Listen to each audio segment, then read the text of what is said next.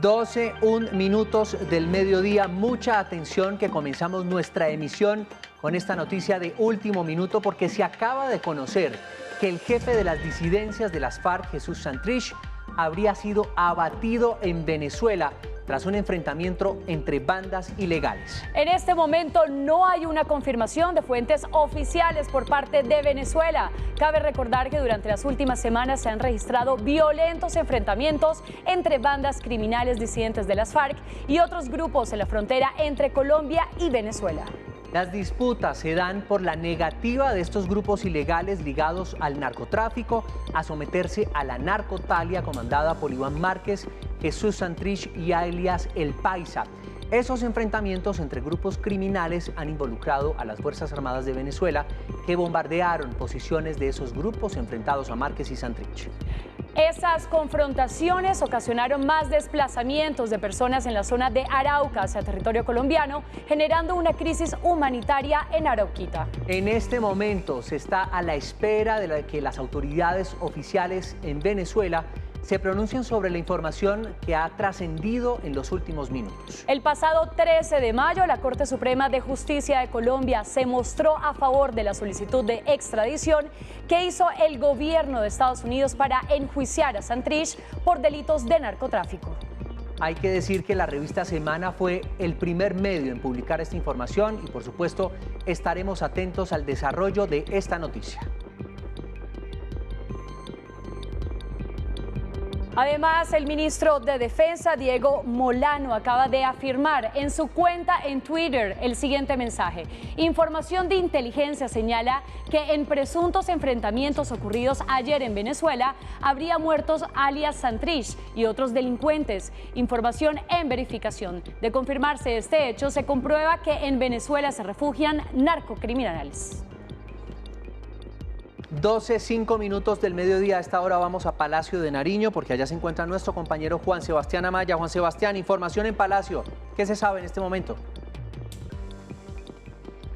José Fernando, televidentes, muy buenas tardes. Pues nosotros nos encontramos precisamente en Casa de Nariño, en donde, aunque no hay información oficial sobre esta presunta muerte y dada de baja de alias Jesús Santrich, uno de los máximos líderes de las disidencias de las FARC, el ministro de Defensa, como lo habíamos mencionado ya a través de su cuenta de Twitter, Diego Molano, anunció que según información de inteligencia sí se habría presentado un combate en horas de ayer en territorio venezolano, en donde presuntamente habría muerto Jesús Santrich. Estaremos pendientes, obviamente, a toda la confirmación de esta información y de esta noticia por parte del gobierno nacional o de las fuerzas militares. Precisamente el presidente Iván Duque se encuentra atendiendo pues su agenda cotidiana y diaria aquí en Casa de Nariño, y a las 3 de la tarde habrá también Consejo de Ministros. Se reunirá con toda la cúpula y con todo el gabinete para analizar, además de este punto de Jesús Santrich, y confirmar si es cierta o es falsa esta noticia.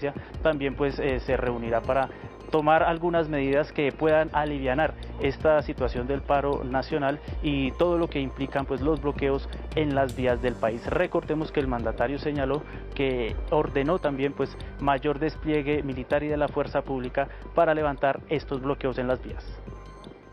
Juan Sebastián, muchas gracias. Desde Palacio de Nariño pues estaremos atentos al desarrollo de esta importante noticia y por supuesto a declaraciones del gobierno venezolano. Así es, con esta información iniciamos. Estos son nuestros titulares.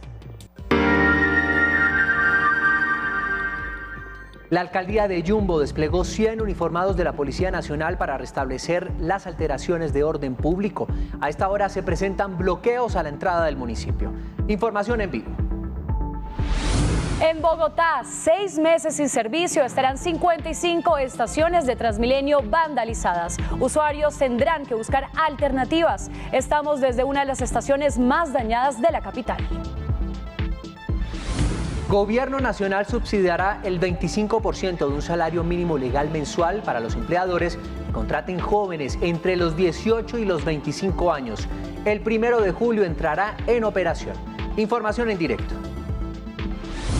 Aumenta el número de contagios en el país. Santander y Boyacá reportan incrementos de hasta el 400%. Información en minutos. En el mundo, España intenta frenar a 6.000 migrantes que intentan ingresar a sus enclaves en Marruecos. Y en la India, más de 20 muertos por un potente ciclón. Semana definitiva para los equipos colombianos en Copa Libertadores. Matemáticamente hablando, todos siguen vivos en la fase de grupos. Todo en nuestra sección deportiva. En oportunidades, 2.000 vacantes laborales para Bogotá y Cundinamarca. Alisten lápiz y papel porque en minutos les contamos.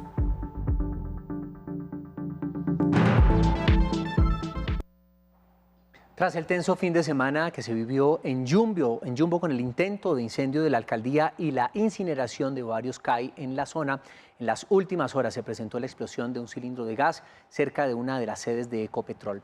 Saludamos a Carlos Gutiérrez. Carlos, buenas tardes. ¿Cómo amanece el municipio luego de los desmanes registrados en las últimas horas? ¿Qué tal?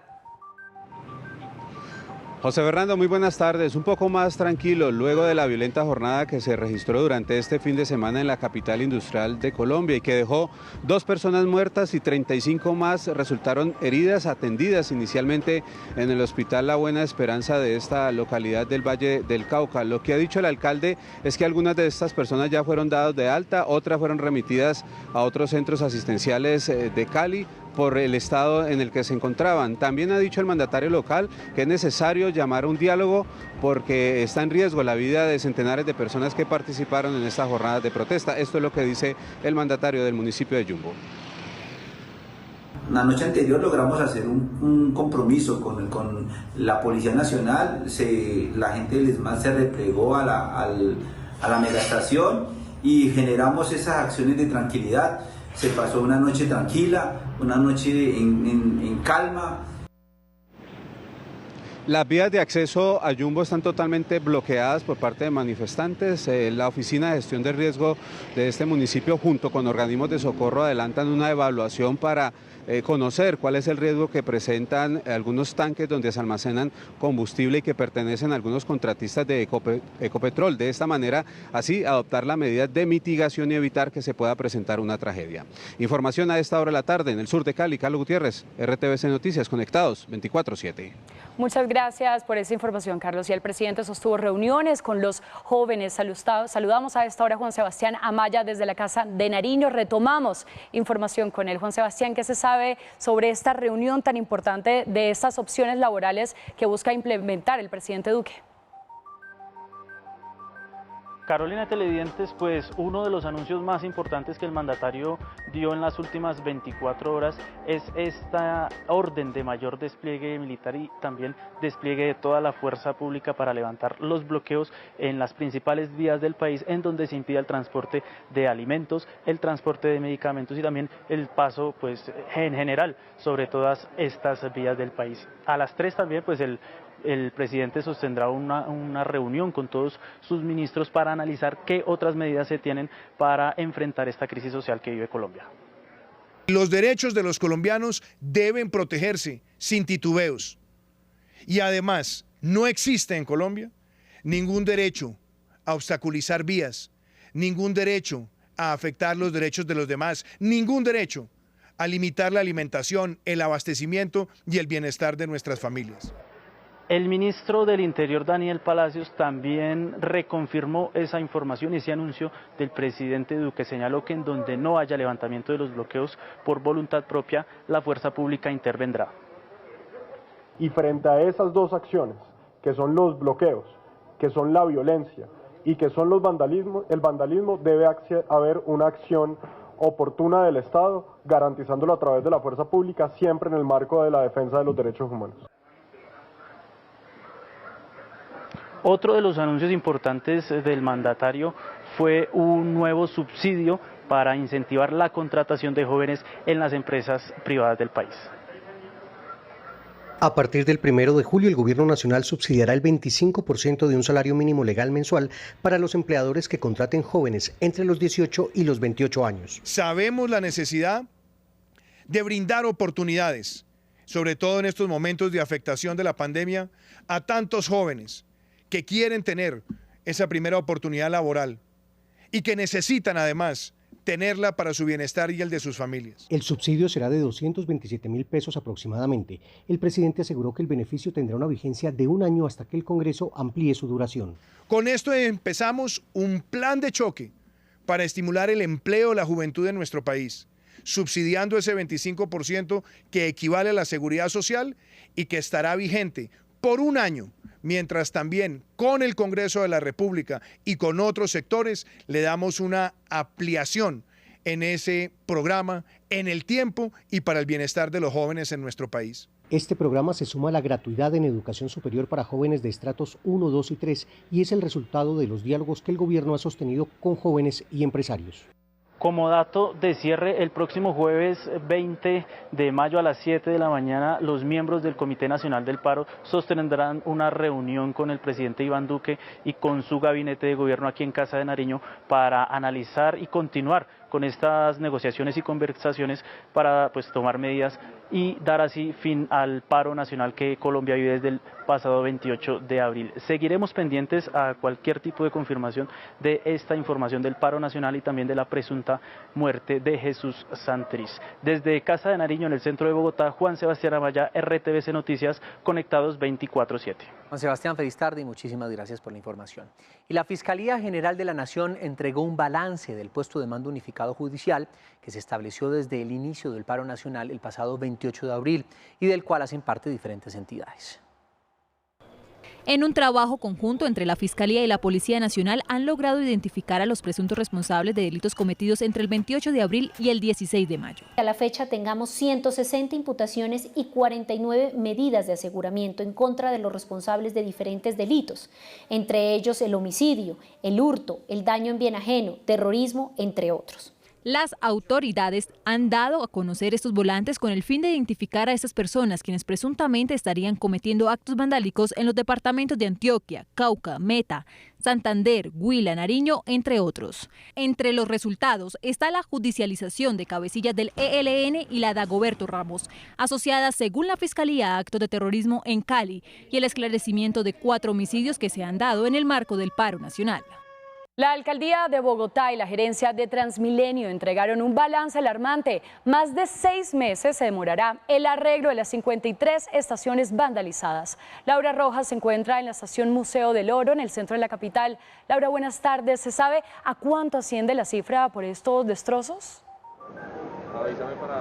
18.000 millones de pesos. Los saludo con esta cifra preocupante, Carolina, José Fernando, televidentes, porque asimismo es preocupante el panorama sobre la operación del sistema integrado de Transmilenio, pues algunos usuarios han manifestado que han tenido que caminar cientos de kilómetros porque posiblemente la estación que está cerca de su lugar de domicilio o de trabajo se encuentra cerrada y esto los hace caminar.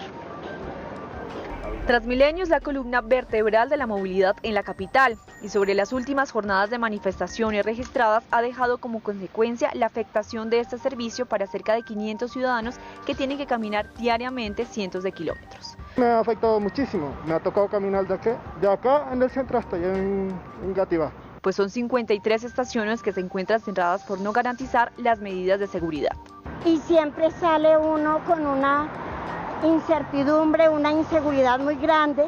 En video se puede observar cómo un grupo de personas cometen los actos vandálicos y que finalmente termina afectando a los mismos ciudadanos que circulan en la capital. Desde el punto de vista de lo que es la protesta social, quienes vandalizan el sistema de transporte de manera sistemática por demás, están dejando mal parado el derecho a la protesta y la legitimidad del mismo. Según la Alcaldía de Bogotá, las mujeres son las más afectadas. El personal de salud es mayoritariamente femenino. Se ha tenido que hacer no una, sino muchas veces, lo que nosotros llamamos doblarse en los turnos. El monto estimado en daños asciende a los 18.000 millones de pesos. 12:15 de la tarde y el reporte más reciente de la empresa Transmilenio asegura que se habilita el servicio de alimentación en el portal Suba y en el portal Américas. Por el momento esta es toda la información desde el centro de la ciudad. Laura Rojas, RTVC Noticias, conectados 24/7. Laura, muchas gracias. Claro que sí, conectados 24/7. Y en la madrugada del martes llegaron los primeros 2 grupos de indígenas a Medellín. La comunidad fue escoltada por la policía y alojada en el Coliseo Carlos Mauro Hoyos, en inmediaciones al aeropuerto Olaya Herrera. Daniel Cañas, ¿cómo fue la llegada de la Minga a la ciudad? Buenas tardes. José Fernando, buenas tardes para usted y para todos los televidentes. En este momento, miren, nosotros estamos recorriendo las calles de la ciudad de Medellín con la minga indígena. Diferentes comunidades llegaron anoche a la ciudad de Medellín y lograron hacerlo después de 2 días que algunas comunidades estuvieron caminando para poder llegar y protestar en medio de este paro nacional. Veamos lo que ellos nos dicen en el siguiente informe. En Chivas y con el objetivo de sumarse a las movilizaciones del paro nacional, la minga indígena llegó a Medellín. Las diferentes comunidades étnicas provienen de Andes, Jardín, Pueblo Rico, Ciudad Bolívar y otras localidades del departamento. Bueno, nosotros hemos activado con las instituciones pertinentes como la Defensoría, la misma Alcaldía y la Fuerza Pública para que se garantice el ingreso normal de los mingueros que vienen hacia la ciudad de Medellín. Según la Alcaldía de Medellín, al territorio local arribarán entre 300 y 400 indígenas que estarán en la ciudad desde este 17 y hasta el 21 de mayo y se albergarán en el Coliseo Carlos Mauro Hoyos. Tenemos actividades de movilización hacia algunos sectores, igualmente actividades de tipo cultural y esperamos pues que prontamente la organización indígena de Antioquia, sus líderes puedan avanzar en una mesa de concertación con el gobierno departamental. Durante los días que esperan permanecer en la ciudad, la población indígena ha anunciado que realizará acciones sin violencia en apoyo al paro nacional. Miren, en este momento la minga indígena se desplaza por toda la calle 30 hacia la Alpujarra. Más o menos unas 500 personas están marchando en este momento por la ciudad de Medellín de manera pacífica. Esperemos que al finalizar la jornada todo termine de igual manera. Sigan ustedes en Bogotá con más información. Daniel Cañas, RTVC Noticias, conectados 24/7. Gracias, Daniel, por esta información. Estaremos muy pendientes del desarrollo de esto en la ciudad de Medellín. Y la Fiscalía General de la Nación aplicó medidas cautelares con fines de extinción de dominio a 2 vehículos que habrían sido usados para actividades ilícitas durante las manifestaciones en Cali. Se trata de un camión que había sido usado el pasado 9 de mayo para abrir violentamente la puerta de un conjunto residencial en el sector de Pance, en Cali. Según material probatorio, se logró verificar que con esta acción se facilitó el ingreso de varias personas que generaron daños a la propiedad y a varios vehículos. Permitió obtener elementos de prueba suficientes para decretar medidas cautelares con fines de extinción del derecho de dominio sobre 2 vehículos. El segundo carro afectado con esta acción judicial es un bus escalera, que fue interceptado por las autoridades el pasado 12 de mayo en La Viga. En el automotor fueron encontrados 8 kilogramos de marihuana. A los capturados, la Fiscalía los imputó como presuntos responsables del delito de tráfico, fabricación y porte de estupefacientes. Estas acciones, según la Fiscalía, se realizan bajo la causal quinta del artículo 16 del Código de Extinción de Dominio.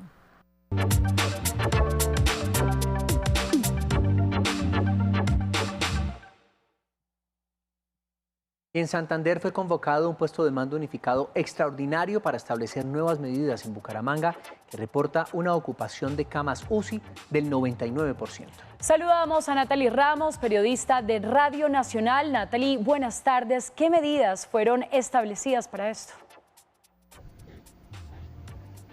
Compañeros, buenas tardes. Pues el gobernador de Santander, Mauricio Aguilar, anunció la instalación de hospitales de campaña en el área metropolitana de Bucaramanga para aumentar la capacidad de atención y nuevas camas UCI para pacientes en estado crítico de COVID-19 y otras enfermedades. Se tiene que habilitar hospitales de campaña en el área metropolitana debido a que esta alta ocupación de pacientes nos permitan trasladar a esos pacientes de baja complejidad para desocupar o habilitar más camas en estos centros asistenciales. Al término de este puesto de mando unificado extraordinario, las autoridades también invitaron a los líderes sindicales, organizaciones sociales que convocan las manifestaciones y marchas en el departamento de Santander en el paro del marco nacional a que cesen las actividades para contrarrestar el contagio de COVID-19 en el departamento. En la información a esta hora desde Bucaramanga, RTVC Noticias, conectados 24/7. Y el sistema de cuidados intensivos en Boyacá entró en colapso. No queda ni una sola cama en todo el departamento, a pesar de que durante la pandemia se incrementó en un 400% la capacidad UCI en Boyacá. En los municipios de Tunja, Duitama, Sogamoso, Moniquirá y Soatá, las unidades están al 100%. La comunidad médica hace un llamado al autocuidado durante las jornadas de protesta que se viven en el departamento. 250 camas hoy se encuentran ocupadas con pacientes críticos que están luchando por su vida.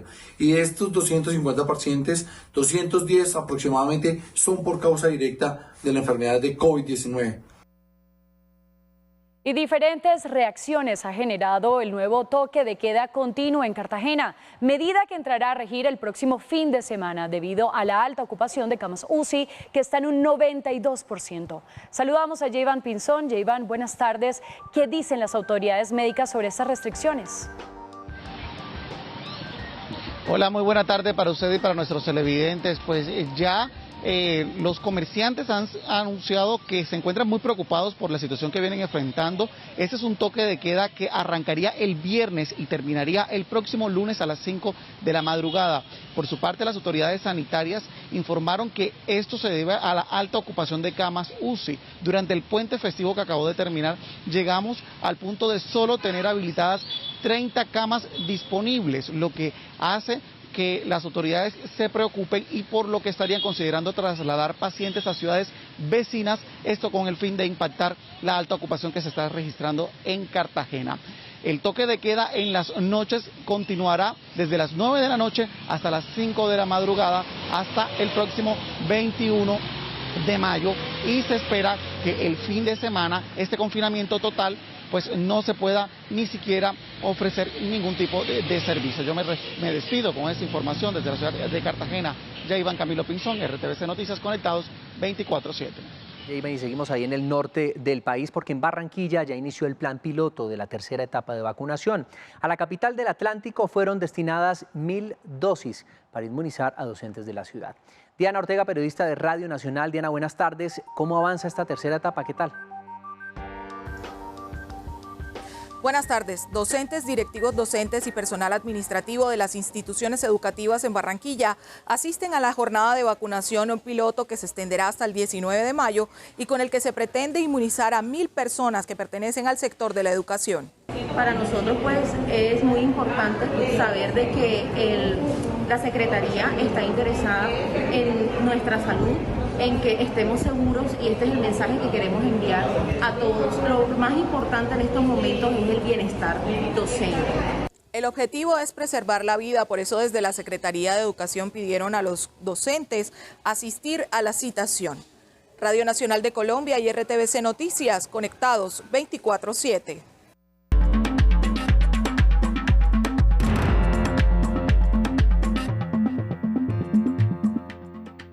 Hoy en nuestra mirada internacional iniciamos con la atención que se le ha vuelto a dar al denominado síndrome de La Habana, un conjunto de síntomas como náuseas e intensos dolores de cabeza aparentemente causados por un estímulo auditivo que han experimentado al menos 130 funcionarios de defensa de Estados Unidos. El misterioso padecimiento debe su nombre a que los primeros casos se dieron entre el personal de la embajada en Cuba en 2016.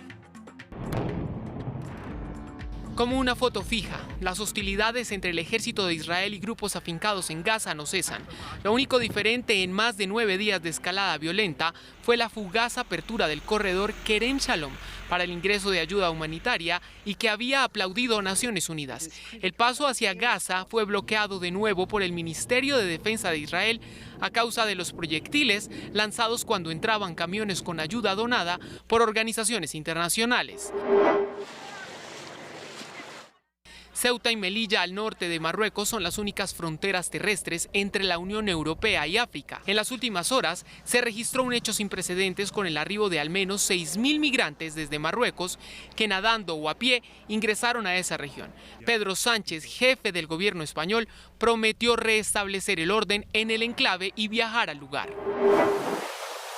En India, 27 personas murieron y más de un centenar se encuentran desaparecidas en el oeste del subcontinente por la bravura del ciclón Tauktae, el de mayor potencia que ha azotado la región en décadas.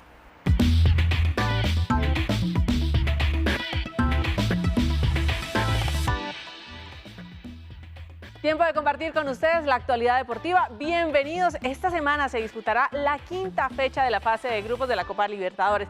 Matemáticamente hablando, todos los equipos colombianos tienen posibilidades de meterse en los octavos de final del torneo. Jugarán como visitantes y solo les sirve ganar. Estas son las cuentas.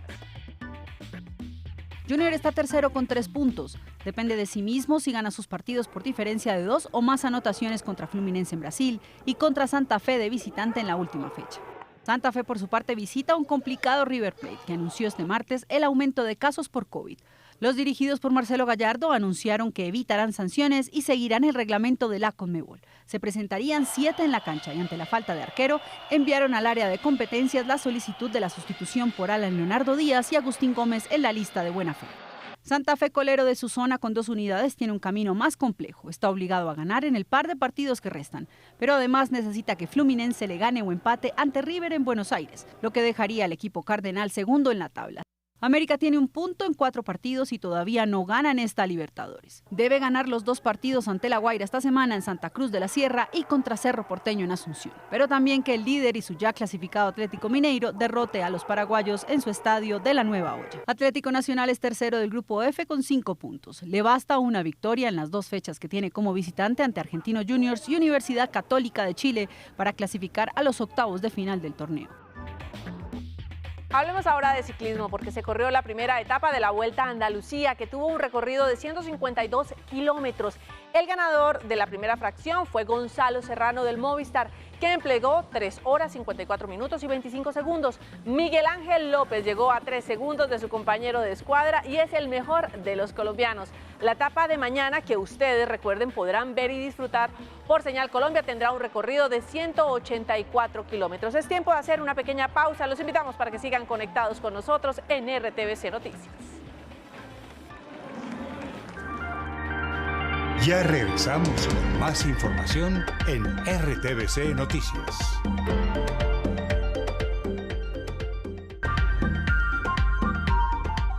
Y retomamos la información con la que abrimos el noticiero. Se conoció que el jefe de las disidencias de las FARC, Jesús Santrich, habría sido abatido en Venezuela tras un enfrentamiento entre bandas ilegales. Hasta el momento no hay una confirmación de fuentes oficiales por parte de Venezuela. Cabe recordar que durante las últimas semanas se han registrado violentos enfrentamientos entre bandas criminales disidentes de las FARC y otros grupos en la frontera entre Colombia y Venezuela. El pasado 13 de mayo, la Corte Suprema de Justicia de Colombia se mostró a favor de la solicitud de extradición que hizo el gobierno de Estados Unidos para enjuiciar a Santrich por delitos de narcotráfico. Esta es una noticia en desarrollo. Por supuesto, estaremos ampliando esta información en nuestra emisión de las 8 de la noche, en nuestra emisión central, y también hablaremos del tema en De qué se habla a las 7.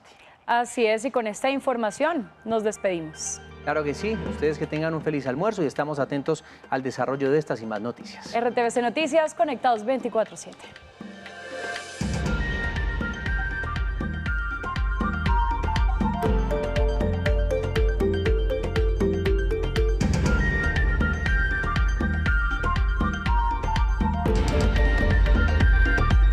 RTVC Noticias del Mediodía.